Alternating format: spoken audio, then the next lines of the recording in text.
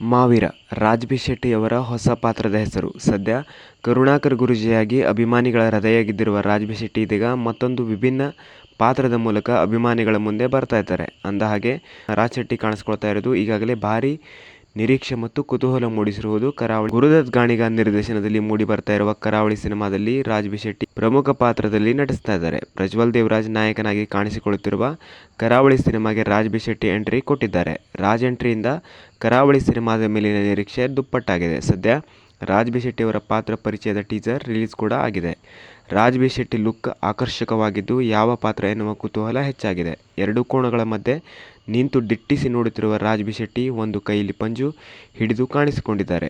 Raj look ನೋಡ್ತಾ ಇದ್ದರೆ ಕಂಬಳ ಓಡಿಸುವ ಆಟಗಾರನ ಅಥವಾ ಕಂಬಳ ನಡೆಸುವ ಕುಟುಂಬದ ಮಾವೀರ ಎನ್ನುವುದು ಕುತೂಹಲ ಮೂಡಿಸಿದೆ. ರಾಜ್ ಪಾತ್ರದ ಬಗ್ಗೆ ಸಿನಿಮಾ ತಂಡ ಯಾವುದೇ ಮಾಹಿತಿ ಬಿಟ್ಟು ಕೊಟ್ಟಿಲ್ಲ. ಆದರೆ ಲುಕ್ ರಿಲೀಸ್ ಮಾಡುವ ಮೂಲಕ ಕರಾವಳಿ ಸಿನಿಮಾದ ಮೇಲಿನ ನಿರೀಕ್ಷೆಯನ್ನು ಹೆಚ್ಚಿಸಿದೆ. ಕರಾವಳಿ ಹೆಸರೇ ಹೇಳುವ ಹಾಗೆ ಬಹುತೇಕ ಸಿನಿಮಾ ಕರಾವಳಿಯ ಸುತ್ತಮುತ್ತಲೇ ಚಿತ್ರೀಕರಣಗೊಂಡಿದೆ. ಈ ಸಿನಿಮಾ ಗುರುದತ್ ಗಾಣಿಗ ನಿರ್ದೇಶನದ ಜೊತೆಗೆ ವಿಕೆ ಫಿಲ್ಮ್ಸ್ ಅಸೋಸಿಯೇಷನ್ಸ್ನಲ್ಲಿ ಗಾಣಿಗ ಫಿಲ್ಮ್ಸ್ನಲ್ಲಿ ನಿರ್ಮಾಣ ಆಗ್ತಾ ಇದೆ. ಕರಾವಳಿ ಮನುಷ್ಯ ಹಾಗೂ ಪ್ರಾಣಿ ಮಧ್ಯೆ ನಡೆಯುವ ಸಂಘರ್ಷದ ಕತೆ. ಪಕ್ಕಾ ಹಳ್ಳಿ ಬ್ಯಾಕ್ ಡ್ರಾಪ್ನಲ್ಲಿ ಸಿನಿಮಾ ಮೂಡಿಬರಲಿದೆ. ಸಿನಿಮಾಗೆ ಸಚಿನ್ ಬಸ್ರು ಸಂಗೀತ ಸಂಯೋಜನೆ ಮಾಡಿದ್ದಾರೆ. ಮಹಾವೀರ ನರಸಿಂಹ ಚಿತ್ರವು ಬಾಕ್ಸ್ ಆಫೀಸ್ನಲ್ಲಿ ಅಭೂತಪೂರ್ವ ಯಶಸ್ಸನ್ನು ಕಂಡಿದೆ. ಕೇವಲ 10 ದಿನಗಳಲ್ಲಿ 91 ಕೋಟಿ ರೂಪಾಯಿಗೆ ಹೆಚ್ಚು ಕಲೆಕ್ಷನ್ ಮಾಡಿ ಸಿನಿಮಾ ಕಡಿಮೆ ಬಜೆಟ್ನಲ್ಲಿ ಸಿದ್ಧವಾಗಿದೆ. ಪೌರಾಣಿಕ ಕಥೆ ಮತ್ತು ಅತ್ಯುತ್ತಮ ಆನಿಮೇಷನ್ ಸಿನಿಮಾ ಪ್ರೇಕ್ಷಕರನ್ನು ಆಕರ್ಷಿಸಿದೆ. ಹೊಂಬಾಳೆ ಫಿಲ್ಮ್ಸ್ ಈ ಸಿನಿಮಾವನ್ನು ನಿರ್ಮಾಣ ಮಾಡಿದೆ. 2 ಗಂಟೆ 10 ನಿಮಿಷಗಳ ಈ ಸಿನಿಮಾಗೆ ಅಶ್ವಿನಿ ಕುಮಾರ್ ಆಕ್ಷನ್ ಕಟ್ ಹೇಳಿದ್ರು.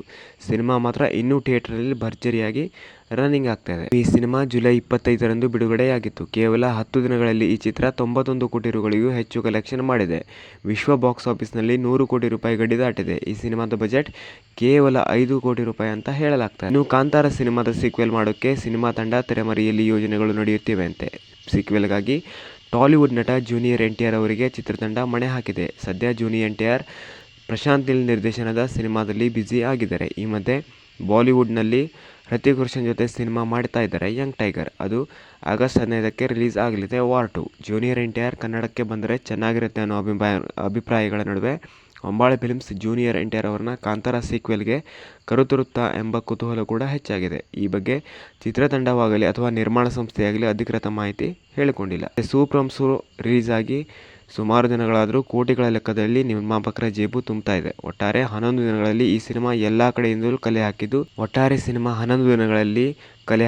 39 ಕೋಟಿ ರೂಪಾಯಿ. ಇದು ಕೂಡ ಆರಂಭದ ಲೆಕ್ಕಾಚಾರ ಆಗಿದ್ದು, ಮುಂದಿನ ದಿನಗಳಲ್ಲಿ ಏರಿಕೆಯಾಗುವ ಸಾಧ್ಯತೆ ಇದೆ. ಸೂಪರ್ ಸೋ ಪರಭಾಷೆಯ ಸೂಪರ್ ಸ್ಟಾರ್ಗಳ ಸಿನಿಮಾವನ್ನು ಕ್ಯಾರೆ ಅಂತ ಇಲ್ಲ. ಈ ಸಿನಿಮಾ ಜೊತೆಗೆ ತೆರೆ ಕಂಡಿದ್ದ ಪವನ್ ಕಲ್ಯಾಣ್ ಸಿನಿಮಾ ಹರಿಹರ ವೀರಮಲ್ಲು ಹೇಳ ಹೆಸರಿಲ್ಲದೆ ಹೋಯಿತು. ಹಾಗೆ ವಿಜಯ್ ದೇವರಕೊಂಡ ಸಿನಿಮಾ ಕಿಂಗ್ಡಮ್ ಕೂಡ ಹೋಯಿತು. ಇನ್ನೇನು ಆಗಸ್ಟ್ 8ರಿಂದ ತೆಲುಗು ರಾಜ್ಯಗಳಲ್ಲಿ ರಿಲೀಸ್ ಆಗಲಿದೆ. ಆದರೆ ನಿರೀಕ್ಷೆ ಮಾಡಿದಷ್ಟು ಕಲೆಕ್ಷನ್ ಮಲಯಾಳಂ ವರ್ಷದಿಂದ ಆಗಿല്ലെಂದು